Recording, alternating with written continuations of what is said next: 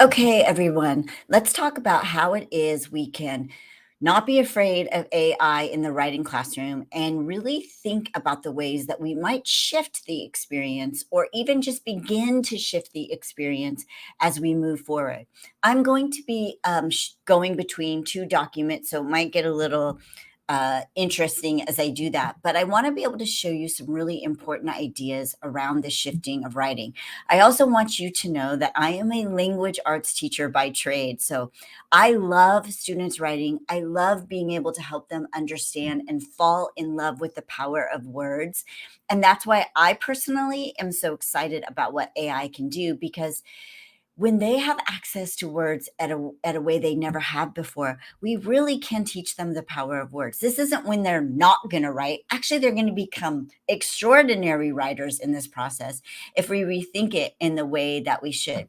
So I'm going to add this to the stream, and I'm going to talk to you about sort of what I went through when I started to think about the writing process. Now, in the middle of this slide, you're going to see an actual persuasive document that a fourth grader wrote, and she was trying to persuade her mom not to text while drive.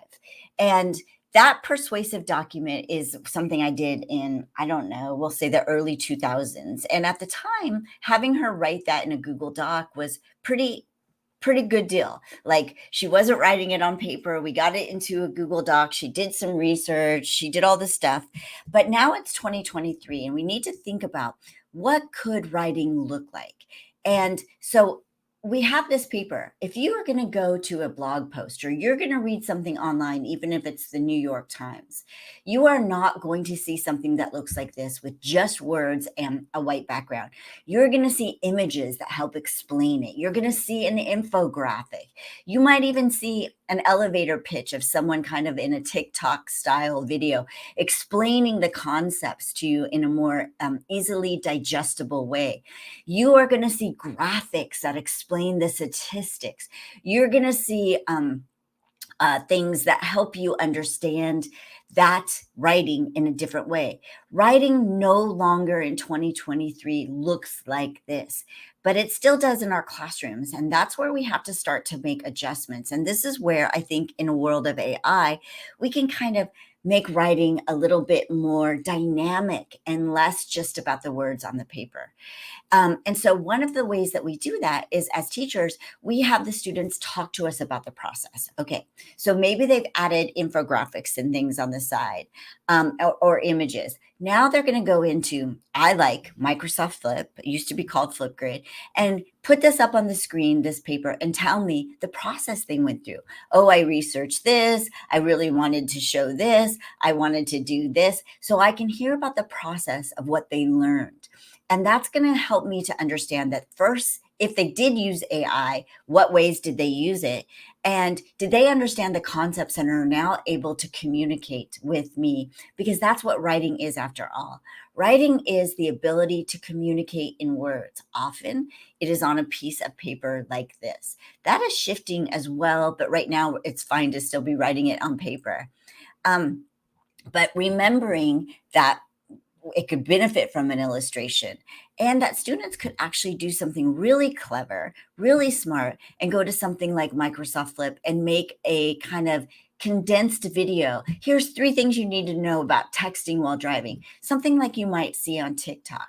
That takes this writing experience to another level, that I know that they're actually doing it and it's not a prompt that they put into AI and then just generated a response. So now I, as the educator, as the master of my trade, have to understand the things that I can do in this writing process. That, number one, make sure the students are using words and learning to use words. I'm learning about the process, and they're using other kind of other layers of things to show me that communication. Images, maybe a short kind of TikTok-y video. And it doesn't have to be on TikTok. It can be on Flip. I like to call it a Flip Talk, so that I know that that writing process is something that they understood and I can understand it. Because I hear this a lot from teachers. You know what? I'm shutting down my classroom. Kids are not going to be able to write outside of this classroom because I want to make sure they don't use AI. Well, I'm here to tell you they have to know and understand how to use AI. That is the worst thing a teacher and the worst stance a school could take on this. Because going back to writing essays only in class, which is what I did in 1985, probably, I probably still didn't do it only in class, to be honest with you. I'm sure I went home and my mom helped me, but it can really hurt struggling learners, kids with dyslexia, English as a second language learners, any kind of other executive functioning disorders, whatever it could be.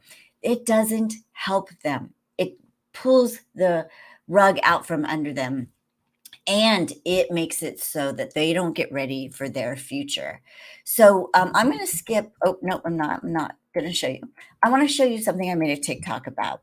And here we are using ChatGPT in second grade. And I like to show second grade example because if second graders can do this, think of the conversations that could be had in higher grades. So we wanted to use ChatGPT.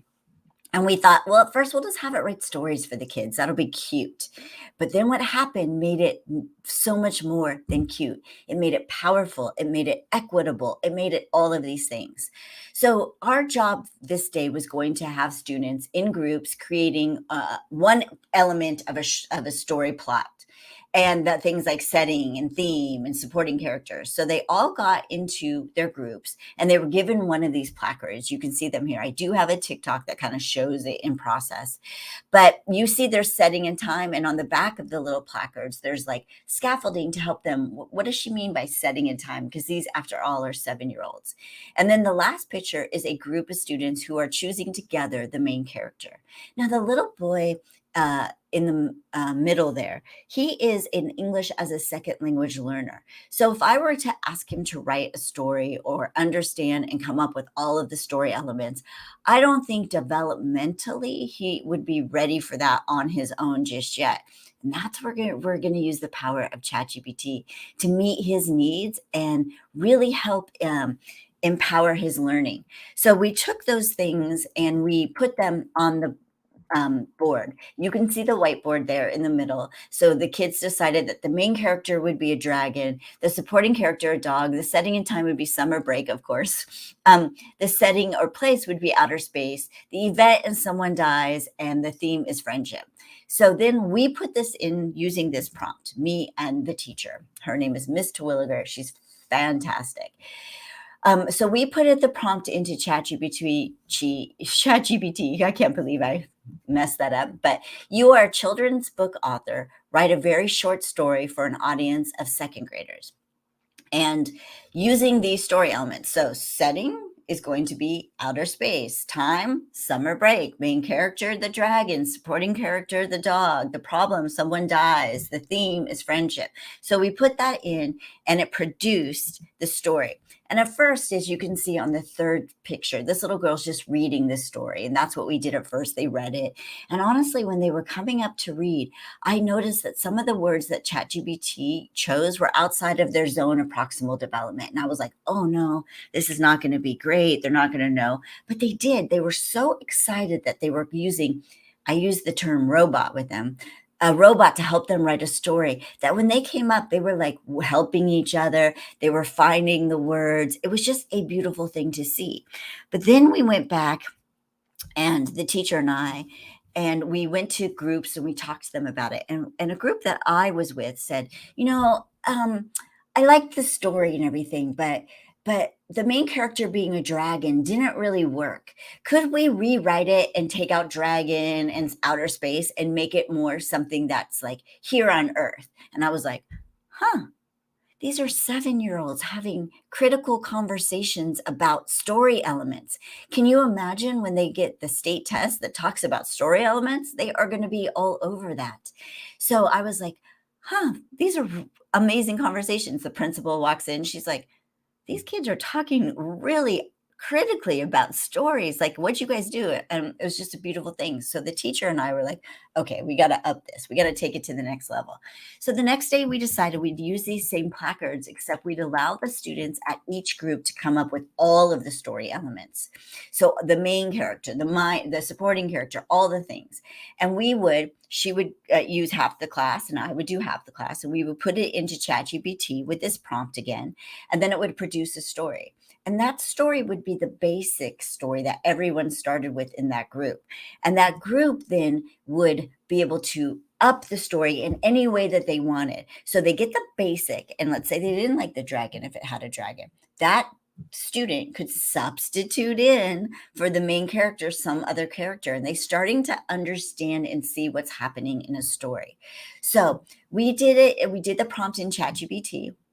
We had to go in sometimes a couple times because the story was longer than we wanted for the kids, and then we put it in a Google Doc, and the kids then took from the Google Doc their group story and put it into my favorite app called Book Creator. And in Book Creator, there's 2 pages, and I'm going to even see if I can bring up Book Creator for us.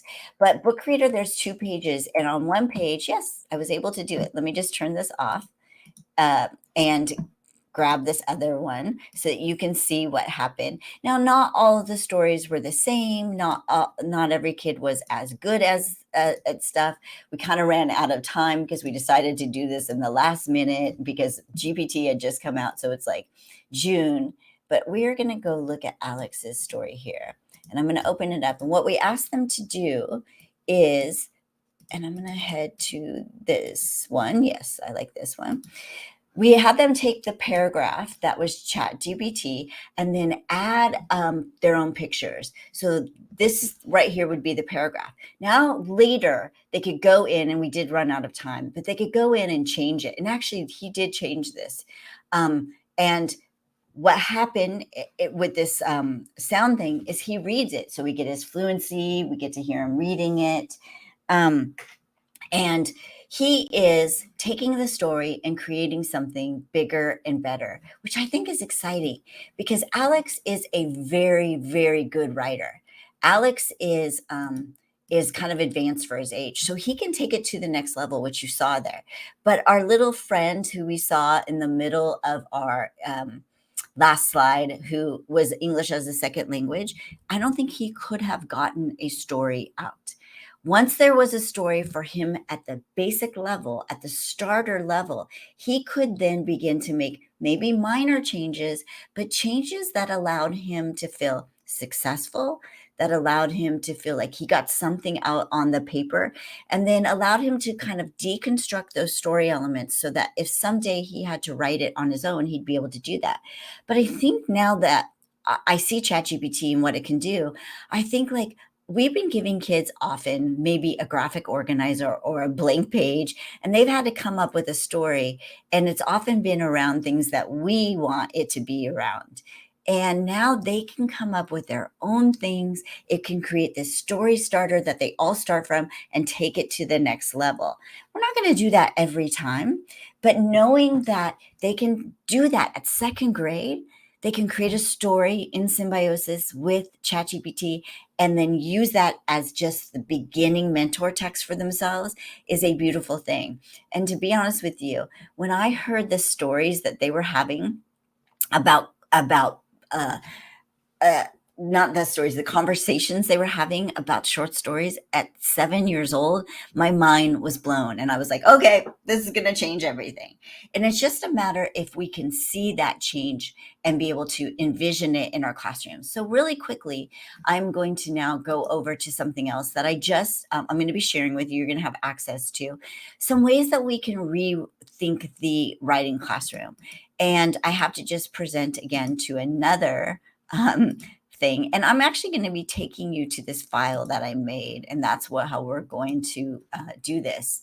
So we're going to be looking at ways that we can shift. So I made this kind of downloadable sort of ebook sort of thing that has 10 ideas for shifting writing experiences in a world of AI, like ideas that you can take back and use in your classroom. And today we're going to look at picking a thesis, writing inspiration with ChatGPT, empower the inquiry process with ChatGPT, research and validation, and a quick start short story, which you just saw. So I'm not going to go over that, but it's kind of broken up into this. in this example, students are gonna pick a thesis statement, and they're not gonna do it from writing the thesis statement on their own out of nowhere. Like, sometimes kids aren't ready for that, but we make them do that. So this is gonna engage students in critical thinking by analyzing AI-generated thesis statements, selecting their preferred statement, which one they like of the 10 that they get, and then sharing which statements seem to be the strongest and why. So I got this idea from a TikToker who her name is Gibson is here, and also Gibson's the name. You can find her on TikTok, and she had something similar to this, and I thought I would kind of make it more generic. And she is a great person to follow. She's in my book, all of the stuff. But here's what's going to happen. You're going to ask ChatGPT to come up with, let's say, 8 to 10 thesis statements about a writing prompt that the class might be doing soon, might have already done, or just something you guys are studying to see what the AI produces. So you're going to request those responses. You're going to distribute them via like something like Google Classroom. And then you're going to give students an opportunity to look at those thesis statements. And then they're going to work together to critically analyze those. Which ones are best? Which ones did they like? Which ones did they didn't like? And then they're going to pick the ones that are their favorites. And then we're going to infuse or blend this experience by using something called Padlet. And on a Padlet board, they're going to share out which thesis statement they liked the best of the 8 to 10 that are provided and explain why. And then they're going to look at each other's, and they're going to like or comment or upvote, whatever. But during that process, they are going to be looking critically at thesis statements the way that those second graders did. And I know, as a language arts teacher who taught seventh graders, fifth and seventh graders, how to write, thesis statements were no bueno for them. They weren't ready for that process yet. And this gives them an opportunity to have these incredible mentor texts that don't have to be the same thesis statement they're writing, or could be.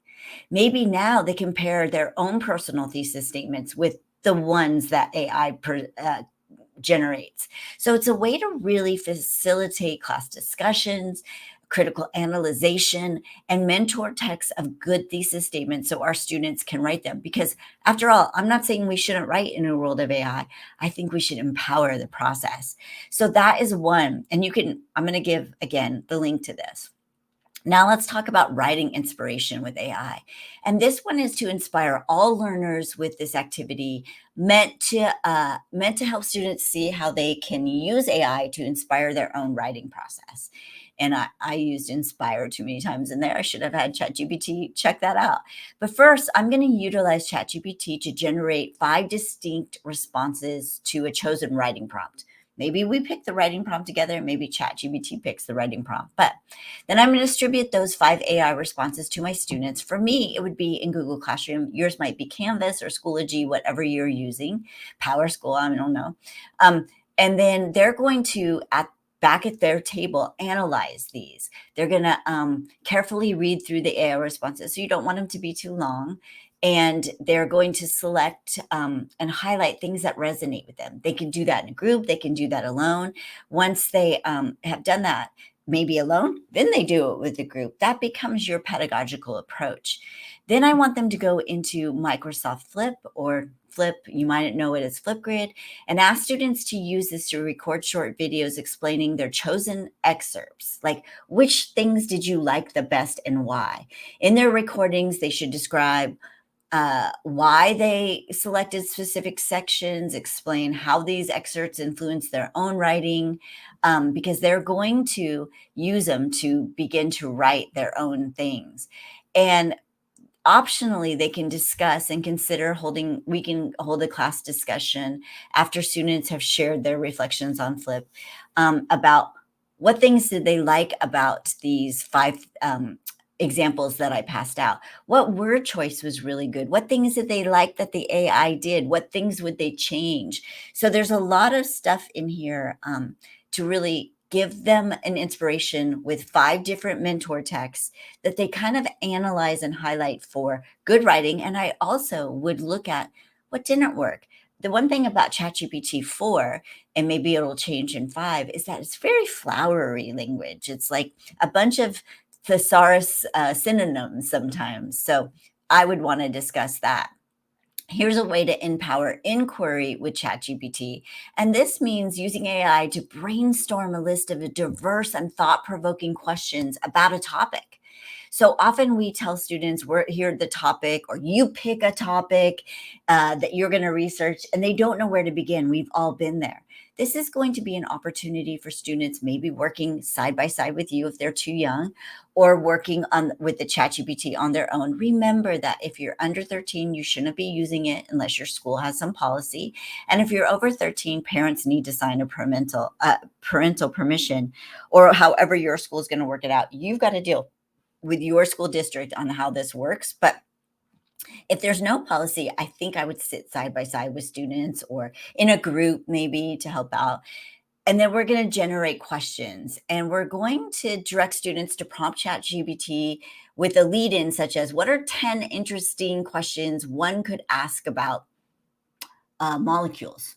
Or one could ask about The Outsiders, the novel, or literary devices. And so ChatGPT is going to help them with some inquiry into those things by asking and generating questions. And then after obtaining a list of the questions, the students are going to individually analyze the relevance of those questions, the depth, the potential research or discussion value of each of the questions. And encourage them to select their top 3 questions that they did. And then they're going to get in pairs or small groups, and students are going to discuss their selected questions. Like, I chose these, I really liked these, and then kind of come up with what they thought was intriguing or relevant about the questions that ChatGPT offered. And then in another Padlet, we're going to blend this learning by having students put their questions that they really liked on a Padlet, so all students in the classroom can see what other kids were discussing. And that might fuel a more class discussion of the whole class about, what did we learn from these questions that ChatGPT produced? Do you think they lead you in the right way? What about before, when you weren't allowed to ask an AI to give you these questions? How has that changed the way you think about this? And these are just ways to really get kids thinking about how it is that if we wanted them to enter learning through their own passions, could ChatGPT provide places where they could do that? For example, if they wanted to learn math by doing sports statistics, would ChatGPT be able to help them, guide them to do that? And I think it can, and that's what's exciting. And then I think I would end with a thinking routine called I used to think, now I think. And I would ask them to tell me, I used to think this about AI, now I think this, because we just did this activity. So that can be really fun. And I'm just trying to reflect on how this activity might be, expose them to new ways of thinking about the topic with the I used to think, now I think. And we'll end with the research, verification, and reflection. So we might ask ChatGPT to do something for us, and that would be enable students to critically assess the claims made in a research paper. So maybe we get a research paper from online, or we ask ChatGPT to do a research paper. Maybe we use one from last year. And then we go and pass that out to every kid and ask them, can they validate the research that this person has used? And how would they do that? So first we distribute the paper, then we look at the claims. What are the claims in this paper? We're going to dissect this and really critically analyze a research paper. And then we're going to look for verification. Can you verify these sources? Is this someone making this up? Where'd they get the information from? Then we're going to ask students to create a table or spreadsheet with columns of the claim, the cited source, whether or not we can verify it. You don't have to go through all of that. That's just something that you can do. And then they're going to share and discuss what they came up with by looking at this one research paper. You could do a research paper for each group, but I think the first time that you do this would be my suggestion that you have ChatGPT produce a research paper with links and works cited. I think you would take that research paper, pass it out via Google Classroom or Canvas, and then the kids dissect it together as a class so they can see where the problems are in ChatGPT or not problems. And it gives us a discussion point for what ChatGPT at this point in the game is producing. That, of course, is going to change. And then finally, in this particular one, we go on to the quick short story that I just went over at the beginning of this video. So you have a step-by-step guide on how would you do that. Coming up in the next week, hopefully, I have a lot of training to do at school, so sometimes I get behind in these. And sorry to be making some of you the Blair Rich Project as I go up and down. But we're going to be looking at can you unpack a prompt? Look at it critically as a class. That's going to be super important. We're going to learn how to do a table of mentor samples that we pass out to students to dissect. That we're going to look at pro and con summaries. This one is one of my favorites because we're going to look at maybe something that's in the textbook and we're going to ask ChatGPT to tell us what is a con of that. So let's take something like the Boston Tea Party and what happened with that. Are there any cons to that? Should they have thought of some of, like we in history think of that as like this turning point in the American Revolution. It would changed everything. But what could have been and are some of the cons of that? And I don't think that the textbook always does the greatest job. And this is going to be fun to have this ability to really critically analyze information. Also, how it is we will use ChatGPT to generate ideas. And then we're going to look at how ChatGPT can help us use Taylor Swift lyrics to unpack literary devices. Because after all, whether you're into Taylor Swift or not, her lyrics really exemplify great literary devices. And it's also something that students have some background knowledge of. So it gives us this great opportunity to really use something that they know, that they have background knowledge of, and kind of dissect what literary devices look like. So those 5 are coming, and I can't wait. Those will be shared with my email list and on socials. But right now, we're going to focus in on these first 5. And you can get that in the link underneath this video. So I hope this helps you rethink some ways that you might just use ChatGPT and what it produces in a writing class to really critically analyze things. And after we learn to critically analyze what it produces, to inspire us to be able to write something because we're looking at what it produced first.